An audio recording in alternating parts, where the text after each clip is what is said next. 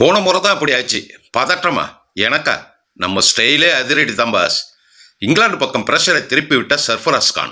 இங்கிலாந்து அணிக்கு எதிரான 3வது டெஸ்டின் 2வது இன்னிங்ஸிலும் இந்திய அணியின் இளம் வீரர் சர்ஃபராஸ் கான் அதிரடியாக ரன்களை குவித்து வருகிறார். இந்திய அணியின் இளம் வீரர் சர்ஃபராஸ் கான் அறிமுக போட்டியிலேயே தனது தடத்தை சிறப்பாக பதித்து வருகிறார். 3 ஆண்டுகளுக்கு மேலான காத்திருப்புக்கு பின் இங்கிலாந்து அணிக்கு எதிரான 3வது டெஸ்ட் போட்டியில் இந்திய அணிக்காக அறிமுகம் செய்யப்பட்டார். அவரின் அறிமுகமே ரசிகர்களுக்கும் அவரது குடும்பத்தினருக்கும் நெகிழ்ச்சியாக அமைந்தது. மேலும் இந்திய அணிக்காக அறிமுகமான முதல் இன்னிங்ஸிலேயே 48 பந்துகளில் அரசதம் விளாசித்தலினார் சர்ஃபராஸ் கான். மேலும் ஜடேஜா மற்றும் சர்ஃபராஸ் கான் ஓட்டம் எடுப்பதில் புரிதலின் தவறு காரணமாக 62 ரன்களில் ரன் அவுட் ஆகி வெளியேறினார். இந்த காரணமாகவே ஓய்வறையில் நின்றிருந்த ரோஹித் சர்மா தனது தொப்பியை கழற்றி வீசி எறிந்து கோபத்தை வெளிப்படுத்தினார். ஏன் தெரியுமா? சர்ஃபராஸ் கானின் ஆட்டத்தை பார்க்க அவ்வளவு அற்புதமாக இருந்தது. அதே நேரத்தில் விளையாட்டின் ஒரு பகுதி தான் ரன் அவுட் என்று ஜடேஜாவின் செயலுக்கு பாசிட்டிவாக சிந்தித்து கடந்து சென்றார்.